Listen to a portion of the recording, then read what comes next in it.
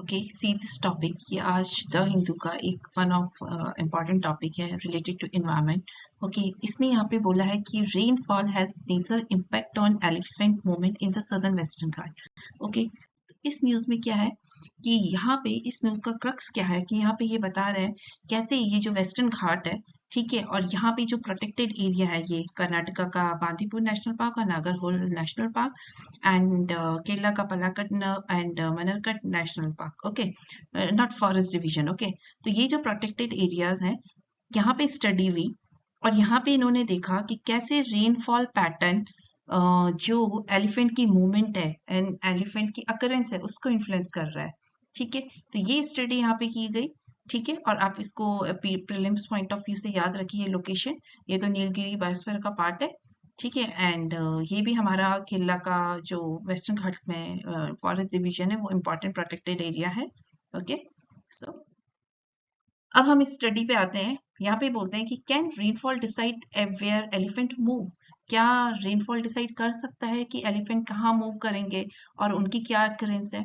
तो यस ये स्टडी हुई है सदर्न वेस्टर्न घाट में एंड यहाँ पे बोला है न्यू स्टडी के through that rainfall is the strongest environmental factor influencing the elephant occurrence. Rainfall एक one of strongest environment factor है जिसकी वजह से एलिफेंट की जो मूवमेंट है या उसकी अकरेंस है वो इन्फ्लुएंस हुई है। ठीक है, तो जानिए कैसे। ये स्टडी हुई है southern western Ghat Karnataka and Kerala में, conducted by centre of wildlife studies.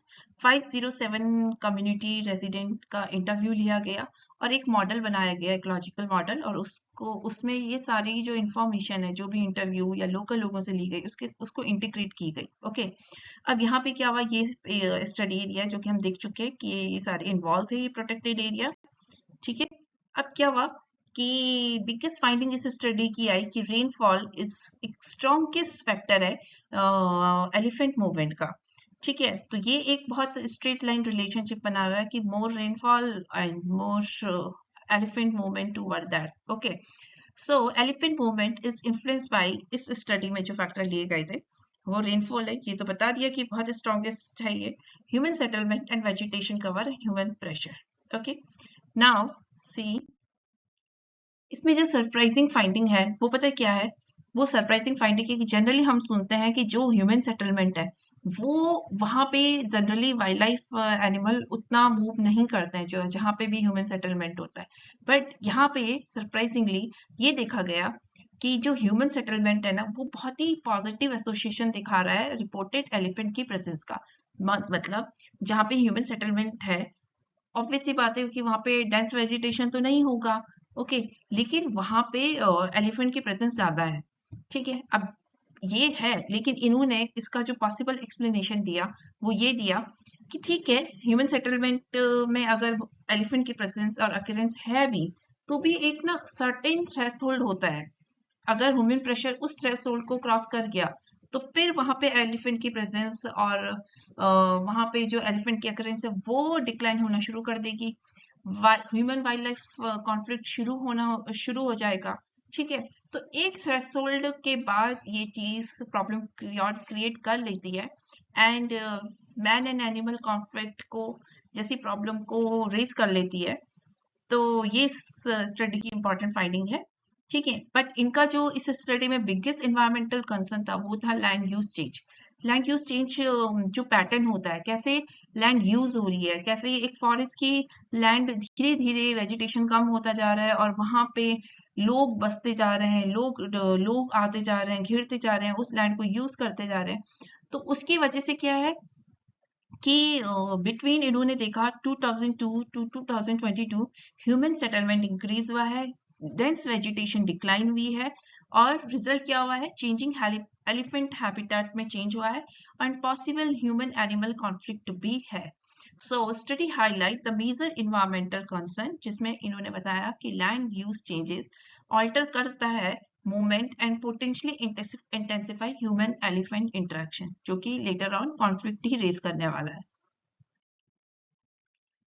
यहाँ पे जो यूपीएससी प्रीलिम्स टेक अवे है जो यूपीएससी के लिए इंपॉर्टेंट पॉइंट है, एक तो इंडिया में एशियन एलिफेंट ही होते हैं।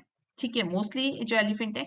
एंड अगर आप स्टेट वाइज भी देखोगे, वैसे तो हर साल डेटा आ जाता है, वैसे डेटा आता है, मतलब आप देख लेना, लेकिन कर्नाटका में एलिफेंट सबसे ज्यादा ही पाए जाते हैं।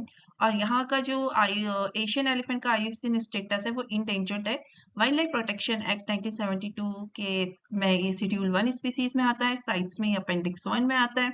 प्रोजेक्ट एलिफेंट लॉन्च इन 1992, ठीक है, एंड एक की स्टोन स्पीसीज है। And it is very important to maintain the elephant corridors to for habitat connectivity. अब क्या होता है कि दो हैबिटेट हैं, ओके। अब एलिफेंट एक मूव यहाँ से इस हैबिटेट से अगर दूसरे हैबिटेट में मूव कर रहा है, तो उसके बीच का जो कनेक्टिंग पॉइंट है ना, उसको हम एलिफेंट कॉरिडोर्स कर बोलते हैं। और प्रोजेक्ट एलिफेंट में इनको भी कंजर्व करने की बात की गई है कि ये भी बहुत इंपॉर्टेंट है, ये कॉरिडोर्स को कंजर्व करना, ताकि इनका अच्छे से मूवमेंट हो पाए, कनेक्टिविटी बहुत अच्छे से बनी रहे। Okay, so the another point is Western Ghat, जो कि बायोडाइवर्सिटी हॉटस्पॉट है, यूनेस्को वर्ल्ड हेरिटेज साइट है, एंड हाई लेवल ऑफ यहाँ पे एंडेमिज्म है। Thank you, follow for more.